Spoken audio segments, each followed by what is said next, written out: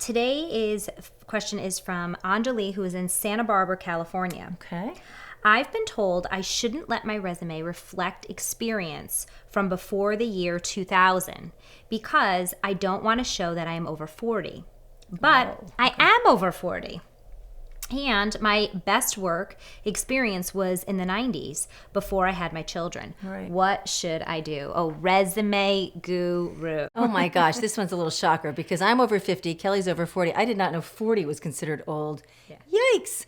Well, you know what? This is a loaded question, Anjali, and I'm glad you asked it. First of all, the short answer is absolutely, of course, you should include that experience. You have to present the best case for yourself. And if your best experience and your most relevant experience happened in the 90s, it needs to be on your resume. No one's going to hire you if you don't have any skills. And the same person that won't hire you if you don't have your skills may not hire you because you're over 40, but either way, he's not going to get you. And frankly, as an aside note, he or she is not going to run a successful business if they limit people by age. We, for the first time in history, are entering a workplace that has 5 generations all working simultaneously. So fascinating. It is, and it's going to be like that now in perpetuity. Yeah. So we've got 70-year-olds. My mom reinvented herself at 50. She is in a private clinical psychology practice at 79 years old. And my son, who recently graduated from college, is now working at 23. So they're the two extremes. And you've got this older generation that brings resilience that the younger generation will never have. Communication skills. Yeah. Relationship building. Yes, And also a certain amount of perspective just comes from history and seeing the ebbs and flows of business and economy. And then you have the younger people, the people in their 20s who are the digital natives, who have that essential ability to reach out to people through social media, which, like it or not, is the way things are going. So really essential. So that question aside, I want to talk about kind of the more underlying question, and that is, how do you write a resume that appeals to people? So first of all, I say you can't. Your resume has to be an authentic document that represents what you did and your accomplishments in doing them. If you talk to 10 different business leaders or 10 different HR managers, they will all tell you different things that they like, maybe different styles, maybe different orders. But every one of them will say, I want it to be easy to read.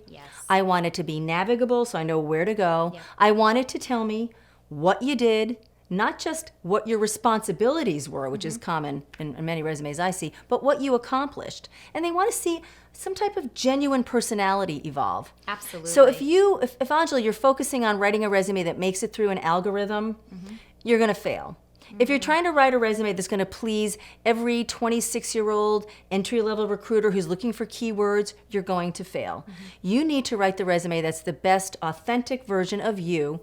And going back to one of our prior lessons, you're not going to be writing this resume for an online posting. You're writing this resume for human beings, and your job now is to focus 90% of your effort on getting you and your resume in front of people and not in front of online computer systems. Yeah. You know, one of the things that Susan has done and has a ton of experience in is resumes and resume writing. I love them. She has years and years of experience, and she is gifted and talented at this. And you actually are going to benefit if you sign up for our online course of her gifts and talents in this. So we will go through a 2-hour work. It's a 2-hour workshop where we will we're going to teach you the elements of resumes and show you different styles, and then you're going to actually have a template. And we will work with you step by step, giving you examples. I have a whole closet full of like the worst resumes ever. I worked with a client recently, a very senior level woman who paid about $500 for a resume that read like a laundry list of keywords. And at first glance, it actually looks It looked pretty good, but then I read it, and the first thing I said when I met with her was, hot mess. I never would have known anything about you from reading this resume.